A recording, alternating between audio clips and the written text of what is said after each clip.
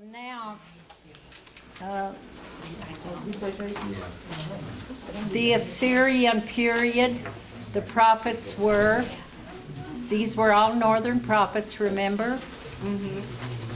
And the Assyrians were the ones that overthrew, or that took captive and also destroyed the northern kingdom. And during that period, these were the Judean kings, or prophets that prophesied in the Assyrian period. Joel, Isaiah, Micah, Nahum. The Babylonian period, before the captivity, there was Zephaniah, Jeremiah, Habakkuk. During captivity, who were they? Daniel, Ezekiel, Obadiah, I believe is up here. All right. He was not in this period. That's a good handout. There are some historians that place him during this, but he did not prophesy in that period. He prophesied up here. Okay, the Persian period, the restoration period that we just completed, Haggai, Zechariah, Malachi. These two, what were they called to do? There were most of these prophets were prophesied to the people. You see, the Levites and the priests were so wicked that they were not teaching the people. That's the reason he sent the prophets in the first place. They were not getting the word through the priesthood and the Levites, so he sent the prophets. But Haggai and Zechariah prophesied to encourage the people to do what? To build a temple, because the nations round about were saying, they were writing letters to stop the building. And so God sent these two prophets to encourage the people, go ahead and build. You know, it's not by might, it's not by power, but it's by my spirit, saith the Lord. Malachi, we just read that tonight, much of it tonight. And it was probably written between the two visits of Nehemiah, when the people had backslidden again, and they were challenged to serve the Lord. And it's kind of sad that is the last prophet of the Old Testament. It's a sad picture, really, from the prophets, the kind of message that Malachi had, the kind of rebuke he had for the nation. But during that 400 years, God didn't even send the prophets. But they had the Word of God. They were responsible to study the Word. But yet, during that 400 years, it was, the people were so divided between political and religious groups. And we teach that in another class, the Introduction to the New Testament, later on if you want to take that class. Okay, there were 3 deportations. The first one were the royal of the household of royalty. Daniel was among them. The next was many of the priests. Ezekiel was among them. And then the others, this is when Jerusalem was finally destroyed. So there were 3 deportations.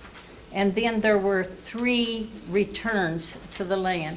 The first under Zerubbabel, the second under Ezra, the third one under Nehemiah, right? Okay. And of course, the reason I'm showing you this here is this is where they were taken. This is the Babylonian area. This was part of the Mesopotamian area. And this is where they were taken, really, in this area. And they were taken from over here. All right? They weren't taken across here because much of this is desert. They stayed on the main highways and they came this way when they come into Babylon. All right.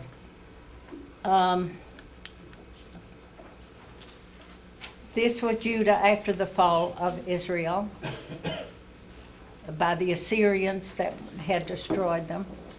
All right, here's the Babylonian Empire. The Medians, Media merged with what other nation? The Persians that destroyed or took over the Babylonian area. All right.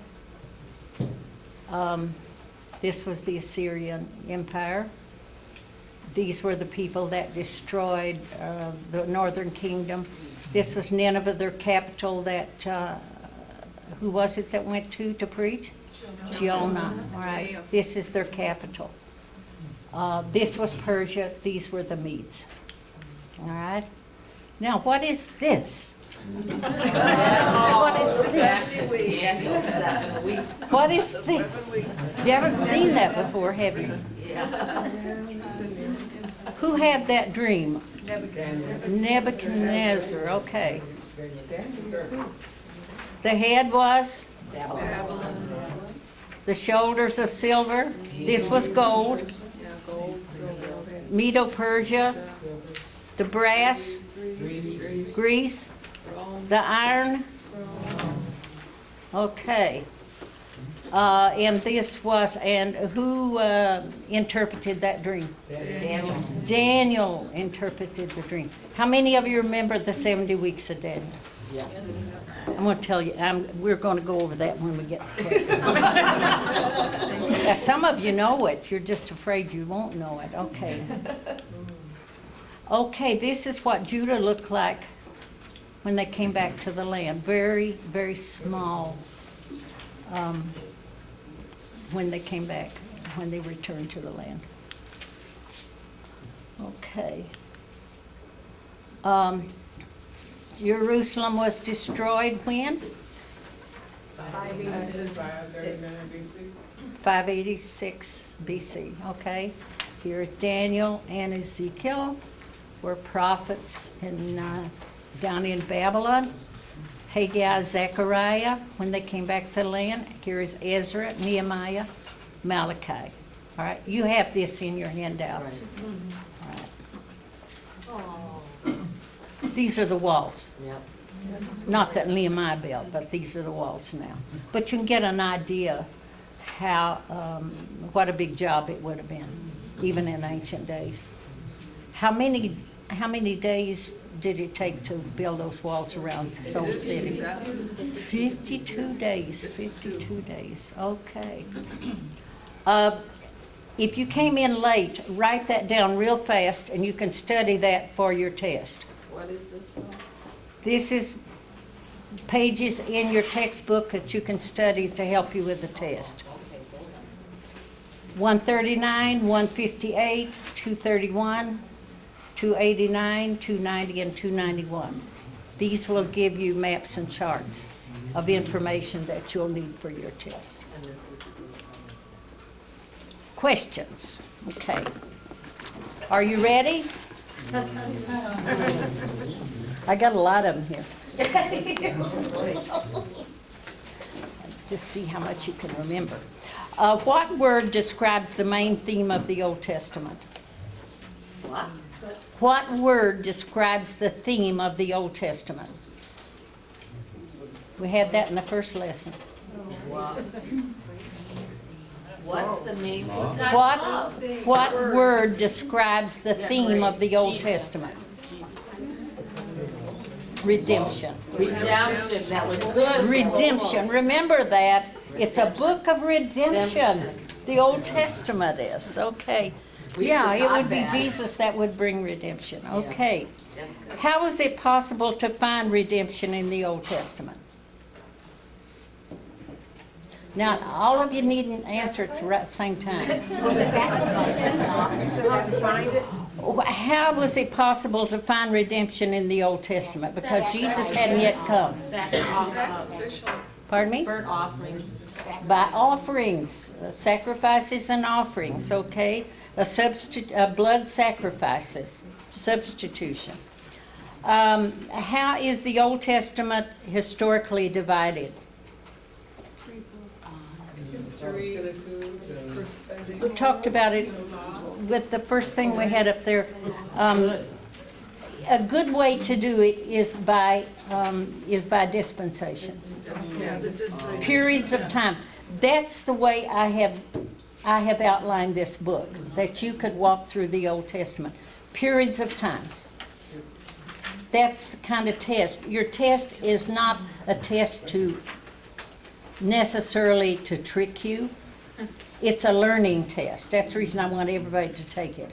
It's another way to learn.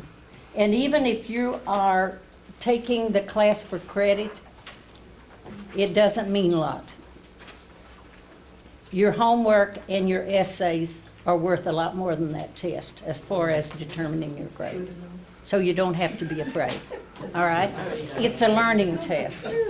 Yes? What was that last question you asked about the pain of the periods of time? How is it historically divided, the Old Testament, by dispensation? I would say by dispensation, each with a covenant. All right? It's a test, it's a period of time where people were tested by a covenant. That's how it's divided historically. What does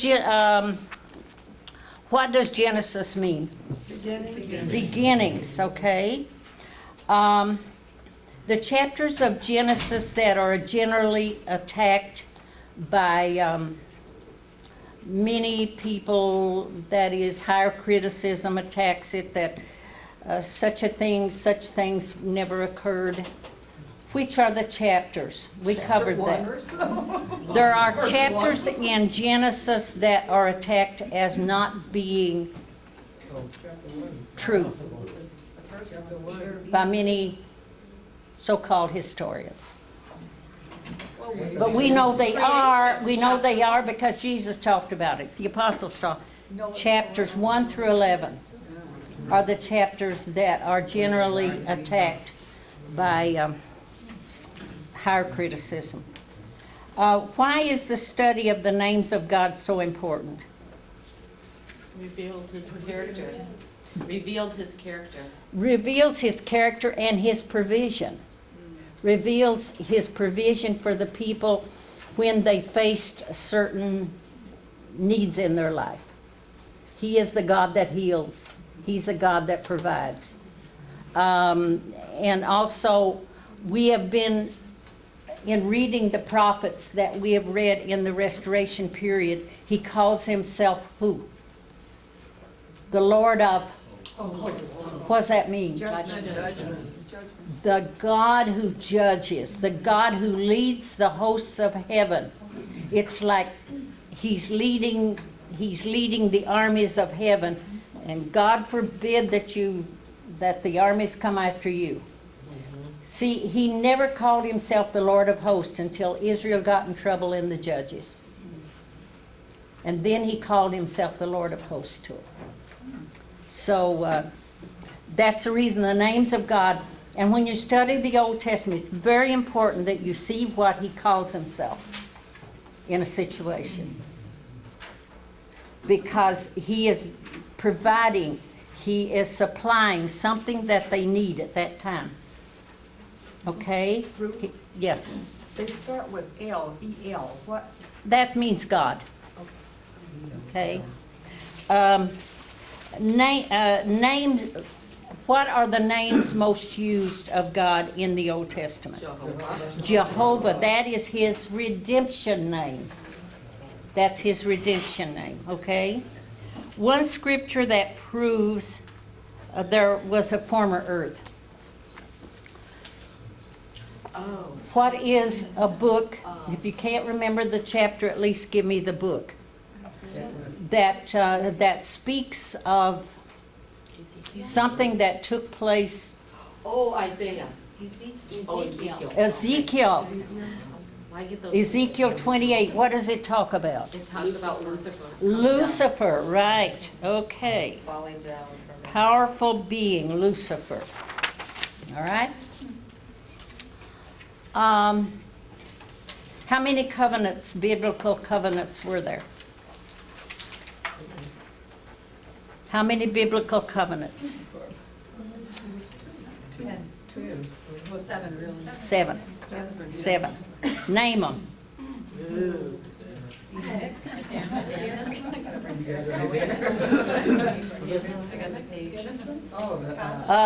What did he give to Adam and Eve? Where were they? They're in Eden. The Edenic covenant, the Adamic covenant, the Noahic covenant. See, you're walking through Old Testament now. This is what I want you to learn to do. The Noahic covenant, and which is next? The Abrahamic covenant.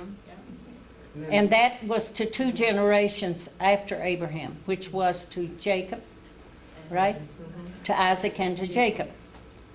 And then after that, the Mosaic covenant. And then the Davidic covenant. And then the new covenant. Okay? Go over them again. The Edenic covenant, the Adamic covenant, The Noahic, the Abrahamic, the Mosaic, the Davidic, and the new covenant. Okay. The pattern for salvation in the Old Testament. What brought redemption? A sacrifice. Was it God's gift or man's gift? It was God's gift. The death of an innocent animal, a blood sacrifice. All right? Why was Cain's sacrifice rejected? Because it wasn't a blood sacrifice. It was not a blood sacrifice. But he offered a vegetable or fruit offering, which was a gift. When you go to the gifts, the offerings and of the Old Testament, this was what was given to man. It was not only, it was not a blood covenant, but it was also a gift that men gave to man. They were equating God with man when they gave him man's offering. All right? How many generations to Noah? 10. How many generations of Cain are listed in Genesis? Cain had how many generations listed? And the last one was a murderer. 7. All right? Why did God send a flood on the earth? Because they were evil. It was so evil that he couldn't take it anymore, right? The very heart of man was continually evil. How was the earth filled with water? The rain It came from 3 sources. from the bottom. Clouds, below. Under the earth. The canopy burst above, the earth split, And it rained. and it rained. Yeah.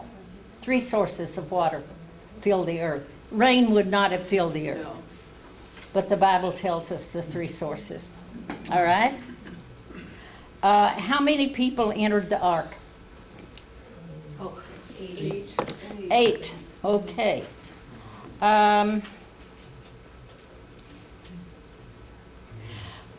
Which of the sons of Noah led to Christ, the royal line? Shem. Okay. Where did they settle? Where did, okay, Shem settled in Asia, mainly, okay. Where did Japheth settle? Europe. Where did Ham settle? Africa. In Egypt, okay. The son who basically settled it, oh, now you've already told me. Who was the son that was cursed? Canaan. How do we know he was cursed? How can we follow? Noah said, "Cursed be Canaan." He called him his son, but it was really his grandson because there were no grandsons in the Old Testament. When they listed grandsons, they called them sons. What is believed that happened? An act of homosexuality against his grandfather. And how can we tell for sure? Follow the sins of Canaan. The sins of Canaan were homosexuality, Sodom. It was so filled with that they call it by its name. Okay? And also the sacrifice of children too. The descendants of Shem and Ham were prominent. Oh, I just told you. Who was prominent in the Old Testament? Shem and Ham. That was a good one. We have that one. Who was prominent in the New Testament? Japheth. In what nations? What were the first nations that were the Japhethic nations that we see? Greece and Rome. Okay. How did God scatter the nations?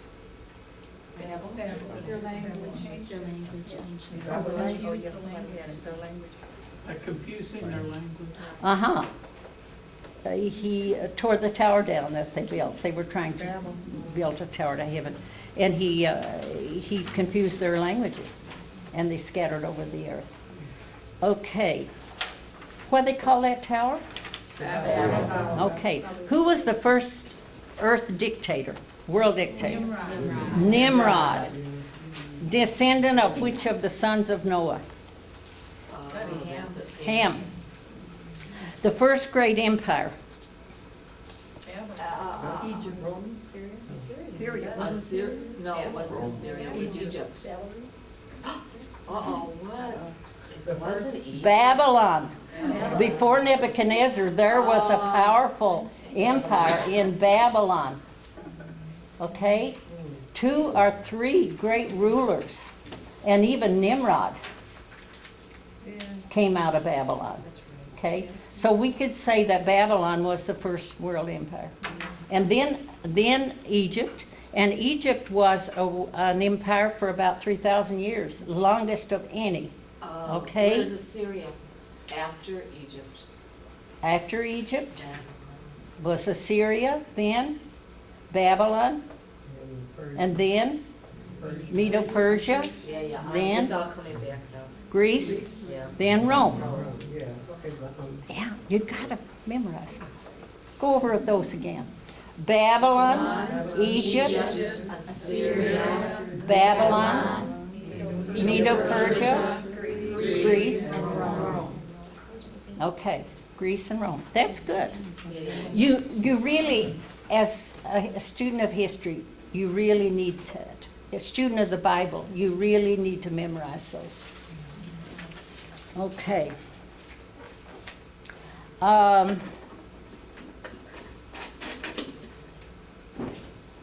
many generations from Noah to Abram? 10. Abraham was a descendant of which of the sons of Noah? Shem. Where was Abram born? Ur of the Chaldees. Okay. What was the promise of God to Abraham there? Great nation. Great nation, he would be blessed, he would make of him. Okay. But what must he do in order to be blessed? Leave his family and. Leave his home and leave his family. Okay. How old was he when he entered Canaan? 75. Okay. The number of years of the patriarchs. How many years did the patriarchs, that is Abraham, Isaac, Jacob, and Joseph? 250 years. Okay. Could he live in the land like he lived in Babylon? No. Why? He had to live in tents. Because he wanted to, Why did he leave? He had to live in tents. Right, The patriarchs were told to live in tents. Why? because that wasn't their home where they were. Temporary home. It was a temporary home. They were just kind of passing through. But they were promised that land would belong to them forever, right? Okay. How were Abram and Lot related? They were nephews. I mean, nephews.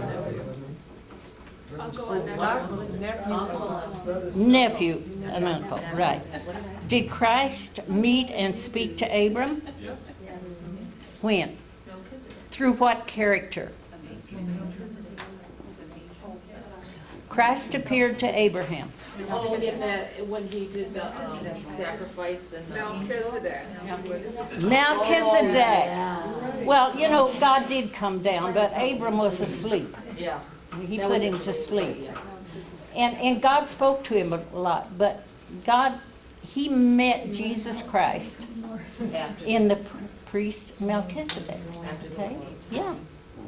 That was a visit of Christ before he was born. Absolutely. Because he's the great high priest, remember? Okay, how many years did Abram wait for his promised son? We covered that before. You should remember it. 25 years.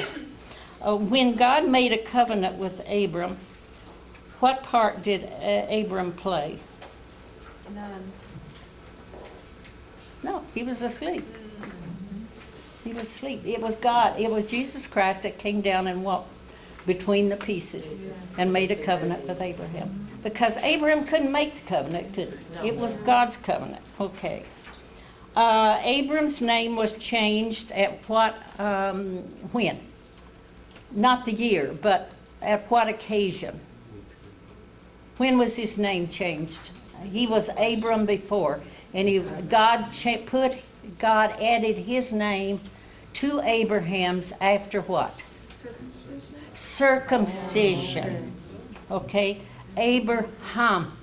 It was like a breath. You see, the Hebrews had a difficult time saying the name of God. They breathed his name because his name was so above, so reverent that they would not, most of the time. That's the reason why throughout the Psalms he is called Yah.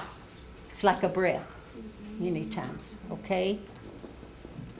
Why was it important for God's people to keep their covenants with men? God really judged them harshly if they broke a covenant with their neighbors. They were not to make certain covenants with certain enemy nations, but many times they were allowed to make covenants with nations. And if they broke those covenants, why did God judge them so harshly? Because they represented him.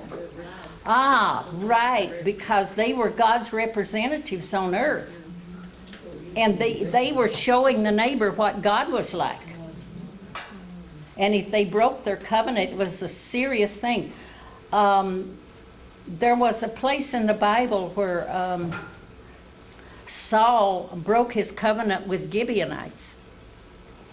And he killed a lot of them. And when David took over, they had a plague. It didn't rain. And David went to prayer and he said, God, what's wrong? You're judging us. Why are you judging us? And he said, because he broke this covenant with the Gibeonites, which they had taken into their community. They had adopted the Gibeonites, remember, under Joshua. And so they were not to break their covenant with men when they made a covenant with them. And so God judged the house of Saul very harshly because of this great sin. All right?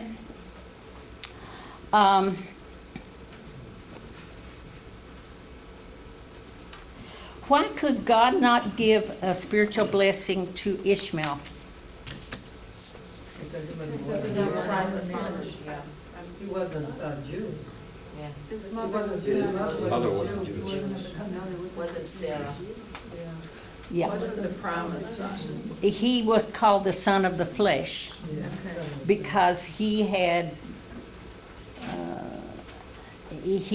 slept with an Egyptian handmaiden, and this was called his son of the flesh, so he could not give his spiritual blessing. Although God did watch over him and protect him. and give him a certain blessing, but it would not be the blessing, the spiritual blessing. Why did Lot lose God's blessing? He left. He left what? He went out from the covering of He was out of Abraham's covering. He went to Sodom. You see, he saw the well-watered plains of Jordan, and when Abraham said, our servants cannot stay together, they're quarreling. They must separate. Now what do you want? Oh, he was selfish. Give me those plains. So he went there, and first thing you know, he was inside of Sodom. And we know he was probably in politics in Sodom because the angels found him at the city gate. That's where the politicians sat.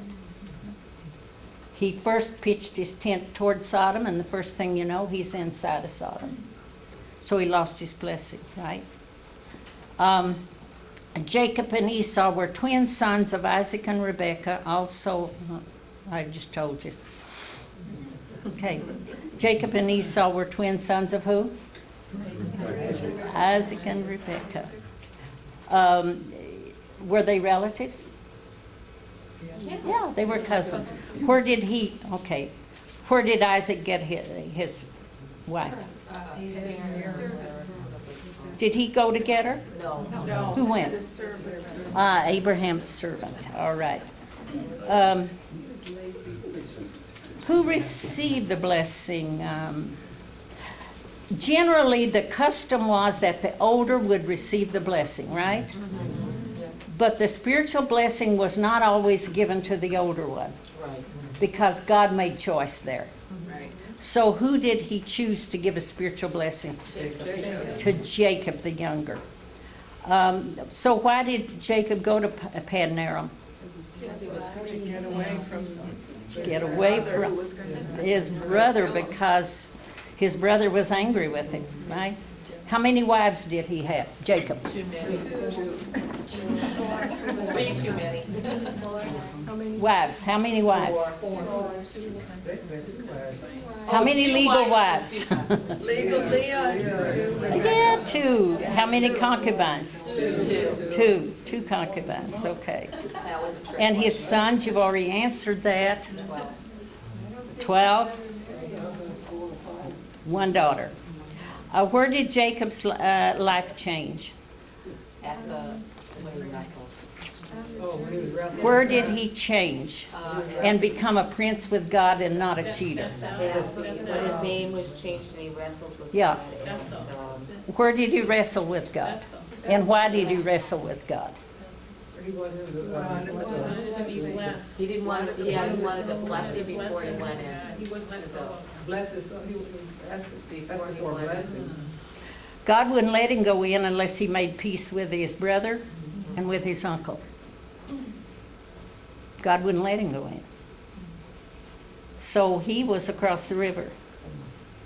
And God said, okay, the uncle was coming. He had to make a covenant with his uncle.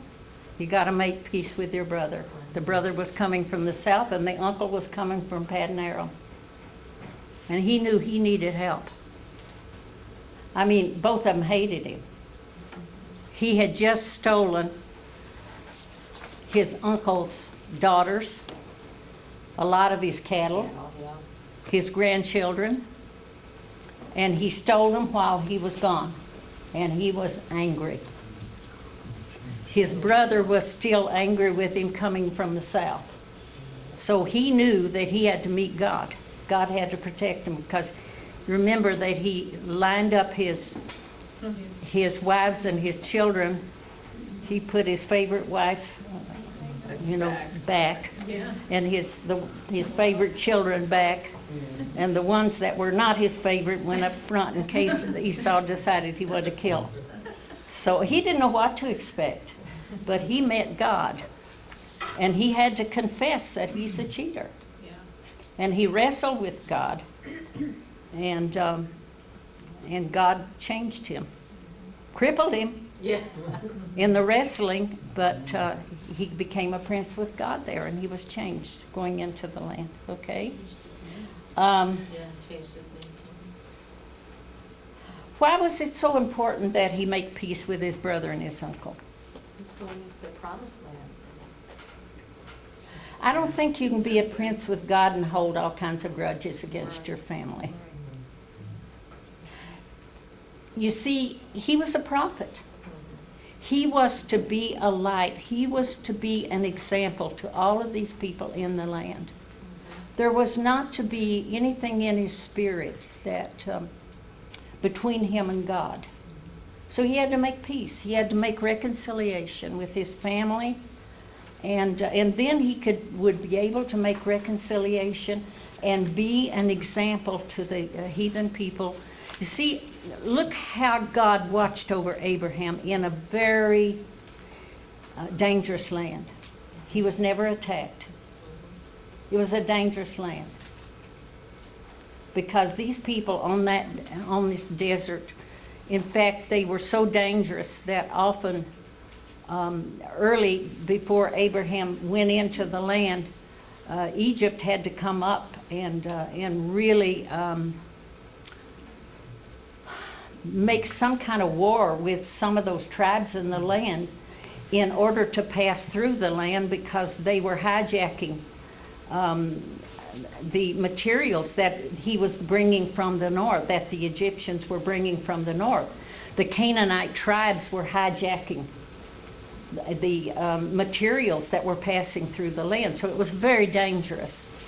But God sent him in there, and he had peace, and he had the protection of God in the land, because there was nothing in Abraham's spirit that was contrary for God to make a prince of him. So he had to make a prince of, to be a prince with God, you don't carry a lot of junk in with you.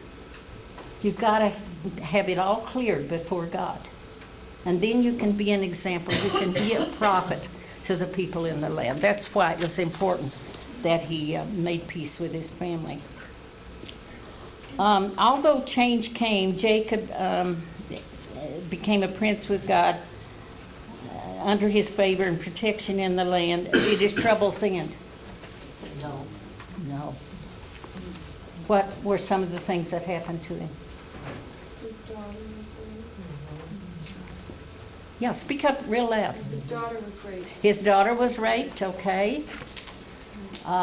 His sons, Joseph was killed. yeah, that happened a little bit later. Reuben slept with one of his concubines, okay. Oh, yeah. And a lot of things, he had a lot of problems that happened. And his wife, his favorite wife died, And remember? Joseph was taken away. Well, you know why she died? He cursed her. He didn't know he did. Because Laban said, Yeah. "You have my idols." Well, why would they bring idols? Why'd they bring idols out? Why did she sit on the idols? And she was pregnant with Benjamin. Why did she sit on the idols? Wasn't she told that father's inheritance? Something like the father's inheritance? Ah, that was a title deed to the father's inheritance. That's what they meant. And so she felt that her father had cheated Jacob so much that she's going to hold on to an inheritance. And so he came after that was the title deed to his land. And Jacob said, "Nobody has your idols." And he said, "I cursed the one that did." Well, she was sitting on the idols. And because he was a prophet, she died at childbirth because he cursed her, not knowing. All right?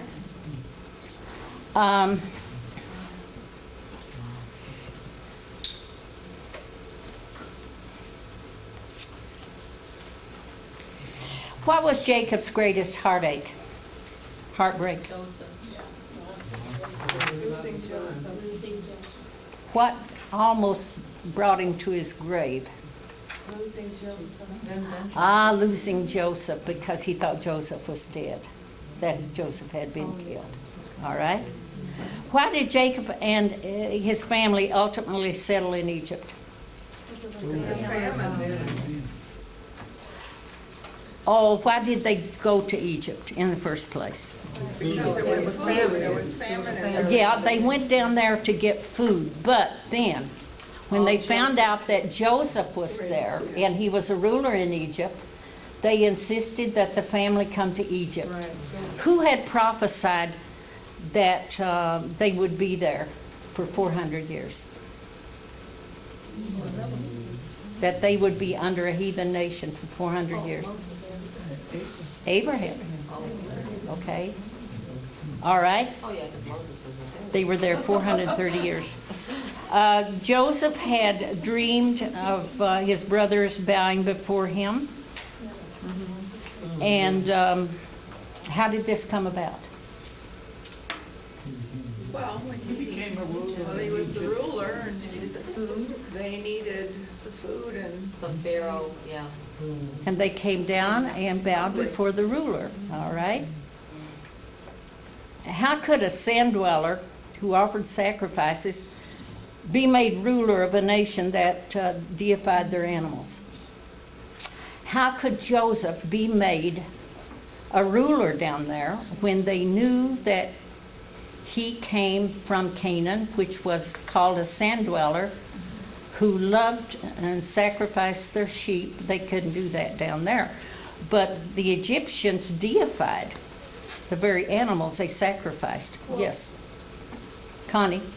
I think it's because the Hyksos at that time were They were sand dwellers. yeah. They came from the area, and probably the ruling people at that time were the Hyksos. Right.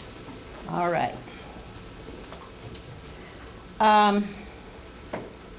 Joseph received a double portion. Who were his two sons that got an equal part of the land? Ephraim and Manasseh. How was this possible when there were 12 sons who received land? To receive land. Levites didn't receive land. Levites didn't receive land. Levi And Simeon. and Simeon were scattered among the tribes. All right. Second great empire. The first was Babylon. Second was Egypt. Okay. And the third one? Assyria. And the fourth one? Babylon. And the fifth one? Next? Boy, you're getting good. When Israel cried out from the hardships in Egypt, what did God do? What did God do to bring deliverance? Set to deliver. Raised up Moses. He raised up Moses, okay? How old was Moses when he was sent to lead the people out? 80 years old. How many plagues were sent before they let the Israelites go? 10, okay? Which plague finally freed them? The blood of the Lamb. The blood of the Lamb, okay? Which feast day was established and was kept in Egypt?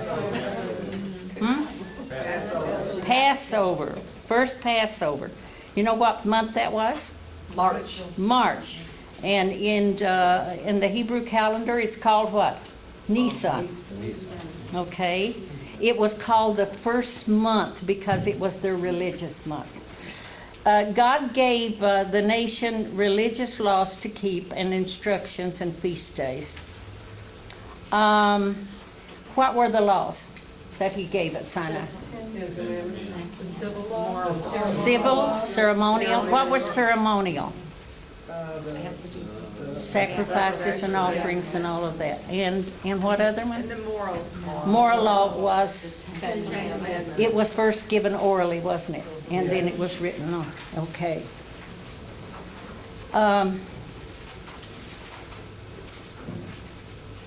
He also gave him instructions to build a house for him.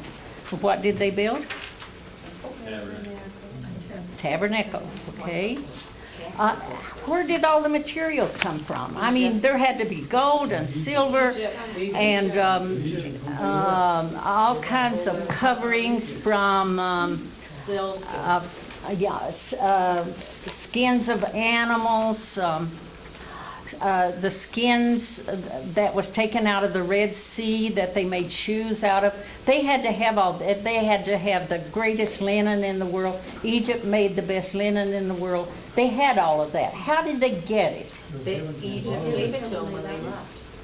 Egypt gave them a great payday, didn't it? Get out of here. Tired of the plates. We're waiting for another payday. Yeah, they didn't have much of a payday until then, and God gave them a payday. Okay. Well, did they waste some of it? Yes, they built a calf. The calf. They wasted the gold, much of the gold, yeah.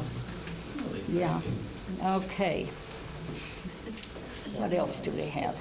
How can we explain God's continual watch, care, and provision to such a rebellious and faithless and a murmuring people?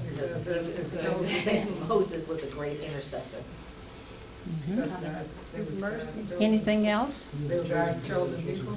God's mercy cannot be explained, can it? He loved these people. He said, I chose you out of all of the great nations in the world. You were nobodies. He didn't say it that way, but you were a little slave nation. You didn't know very much. And I chose you, and I put my love upon you. That he did. God chooses. He makes a choice. Okay. Only 2 men of the older generation could enter the land. Joshua and Caleb. What tribes were they from?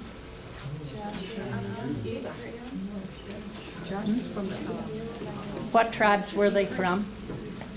Oh, Levi. the Levites. With priests? Joshua wasn't he From the tribe of Aaron. Oh, Yes, some more. Caleb was from the tribe of Judah. Joshua was from the tribe of Ephraim. oh, that's Remember, they became the two that led. Ephraim of the northern kingdom, Judah the southern kingdom, okay? Joshua took the land from the Canaanites. We covered it earlier tonight. How many years? 7 years. One failure. Where did they fail? They only had one failure in battle. And it was their own fault. They didn't think, Ai. Yeah. What happened? they were supposed to destroy somebody and they didn't. Somebody stole. Why was that such a sin that, Because God told them to destroy it. And just leave it. you see, First offerings to God. what was the city? What was the first city they took? Jericho. That was to be a tithe to the Lord. Everything that came out of Jericho was to go to the Lord. That's first. After that, they could have some of the spoils of battle. But that belonged to God. So somebody had the nerve to steal some gold, okay, and a Babylonian garment, and God didn't go with them to battle. Joshua didn't know what it was all about for a while, remember? Okay. What was the one woman that was adopted into the family of the Hebrew people? Rahab. Okay, and she became a grandmother of Jesus Christ. What was the tribe that was adopted? The Canaanite tribe that was adopted into the nation of Israel. The Gibeonites. Okay, the Gibeonites. Women in the genealogy of Jesus. Tamar, she was a Canaanite. Ruth, a Moabitess. And Bathsheba, she was Jewish, but she was an adulteress, right? Okay. Tribes given land east of the Jordan. I got to rush. Manasseh, half tribe, Gad, and Reuben. Years of sin and darkness of the judges. How many years? 350 years. How many judges? 15. How can we explain God's long suffering in such darkness?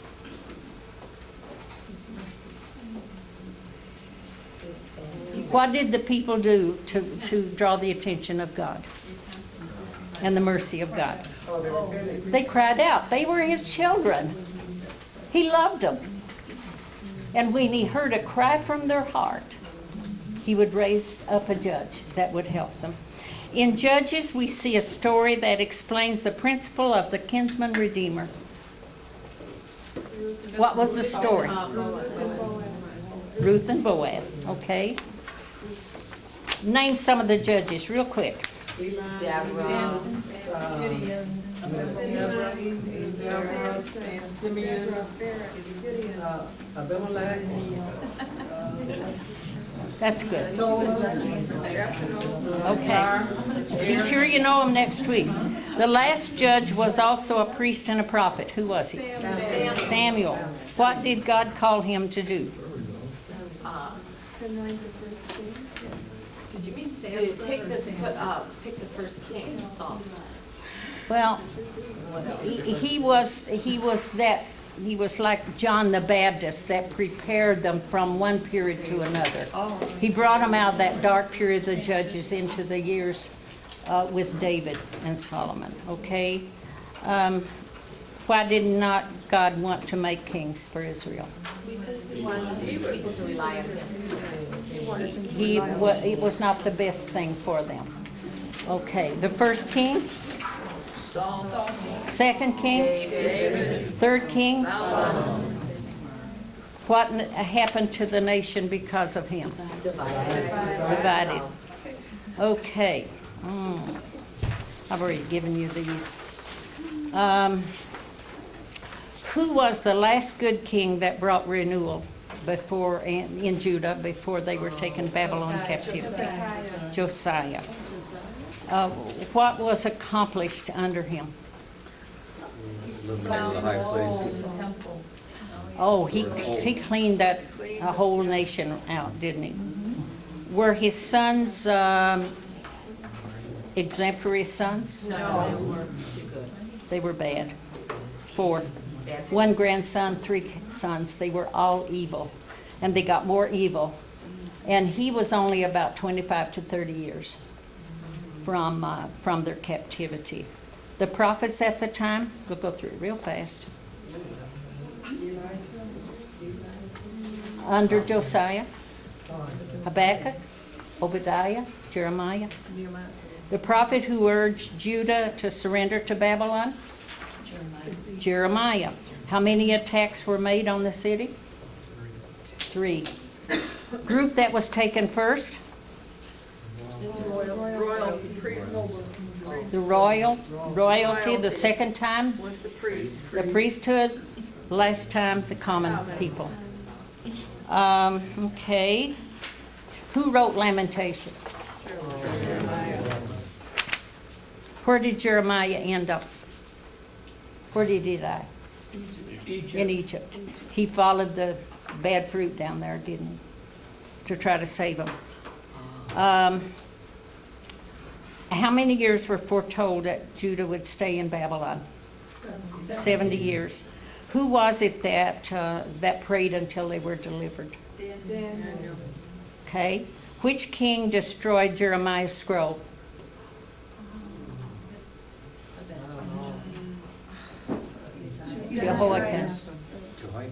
Jehoiakim. Who was the last king before the destruction of Jerusalem? Zedekiah.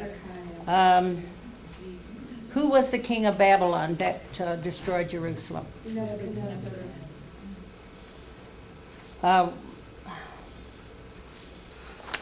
Who were the Babylonian prophets?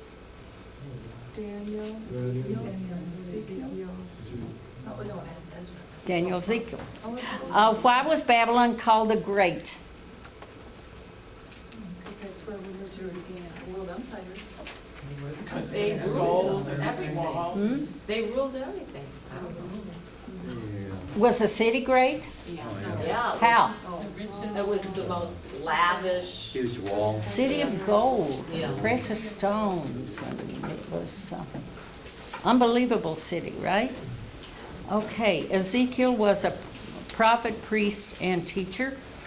Now, just ask you a couple of questions. Who saw the glory of God leave Jerusalem? Which prophet? Ezekiel. In Ezekiel 37, what did he see? Dry bones. The dry bones, which represented who? Israel. Israel. In chapters 38 and 39, what did he foresee? Them coming together. Oh, no, the war, Gog, Magog. The war of Gog and Magog, the Russians leading the Arab groups in. Daniel was of the tribe of Judah. Okay. And he was a prophet of dreams. Prophet of dreams. Okay. What did the bear represent that he, Oh, that was, the bear? Well, we could say in the battle of Gog and Magog, yeah. But he saw a bear representing some of the ancient ones. Medo-Persia. yeah, that's what. The leopard was Greece. Greece, fast, okay? The indescribable beast was Rome, okay? And the Antichrist, okay? Daniel 70 weeks.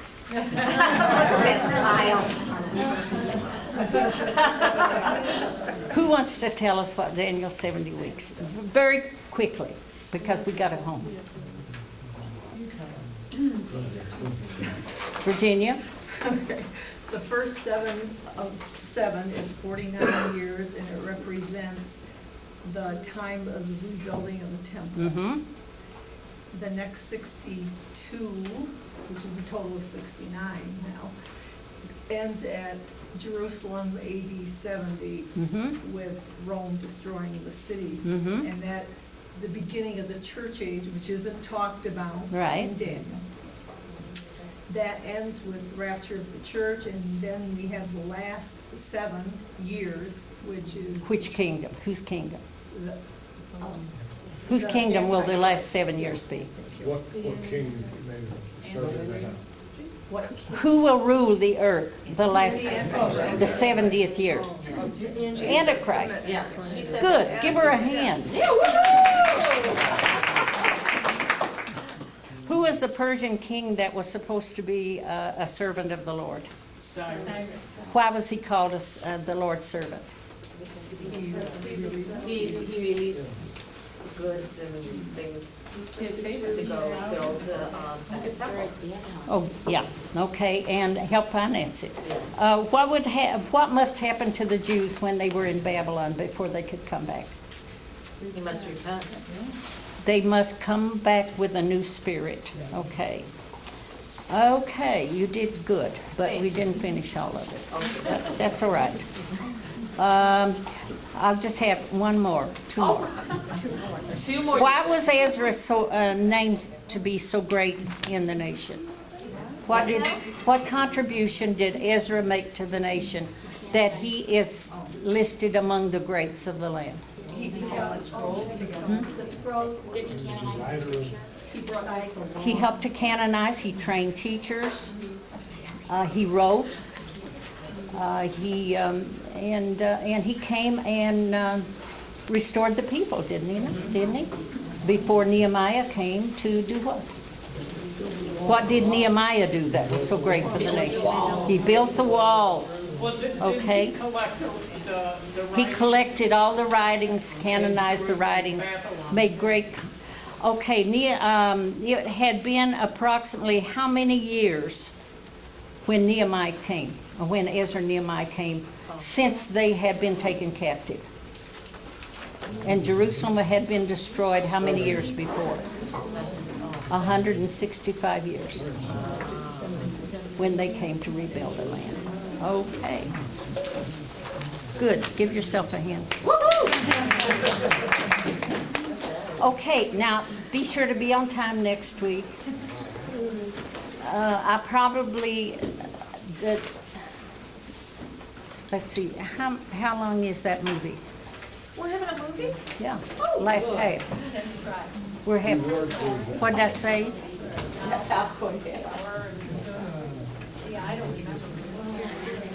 Well, anyhow, I can give you, I can give you probably 45 minutes to take the test and go over it. 45 minutes to an hour. Okay. We will need, I think, at least an hour and a half for the movie. I'll check it out again. I checked it out once and then forgot. I don't know if I wrote it down or not. But it's a good movie. Some of you who went to Israel might have seen it, but when tonight we were talking so much about the people being restored to the land and how God must have prepared them before the time came or they wouldn't have left. God put it in their heart to go. And he had prepared all these singers and he had prepared all of these Levites and these priests to go into the land and act and do the work of a priest, a Levite, and a singer. They knew how to do everything when they went because God had prepared them. This movie is about God bringing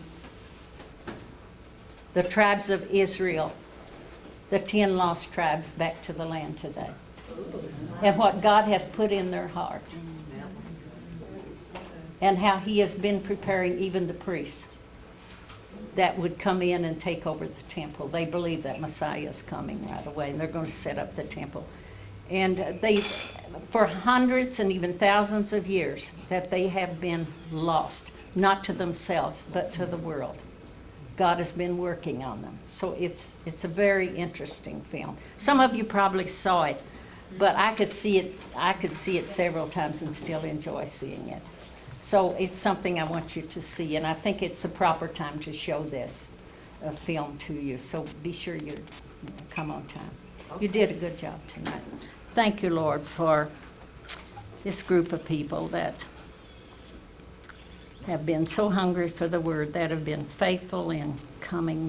We just thank you for it, that you've opened their heart for the word too. And I know that you have prepared them for a special place even in this day.